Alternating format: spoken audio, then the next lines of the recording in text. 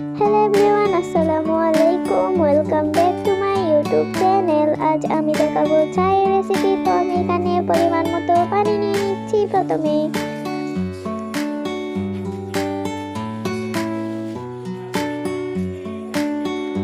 তারপর কিছুক্ষণ পর পানি এখানে বুদবুদ হচ্ছে, পানিতে পানি সিদ্ধ হয়ে গেল। তারপর আমি এখানে এখন দিয়ে দিব হচ্ছে চা পাতা। পরিমাণ মতো দিয়ে দিলাম, দেখেন 2 চামচের মতো দিয়ে দিছি, 2 চামচ হবে। তো এখানে আবার আমি দিচ্ছি হচ্ছে কিছুক্ষণ জন্য রেখে দিচ্ছি, এরপর নেড়ে চেড়ে দিচ্ছি।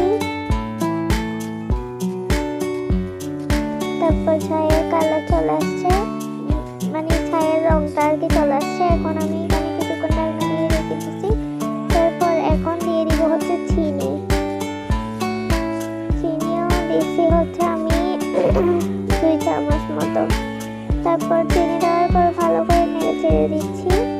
তারপর কিছুক্ষণ পর আর একটু পর আর কি চিনিগুলো পানি হয়ে যাওয়ার পর আবার একটু পর দুধ দিয়ে দিচ্ছি। দুধগুলো নেড়ে ছেড়ে যতক্ষণ পর্যন্ত চায়ের কালারটা আসতেছে, ততক্ষণ আমি এগুলো নাড়তেছি। তো এখানে দেখেন চায়ের কালার অনেক সুন্দর আসছে গাইস, দেখতেই পাচ্ছেন আপনারা। চায়ের কালারটা কিন্তু অনেক সুন্দর হয়েছে। তারপর এখানে আমি চাগুলো এখন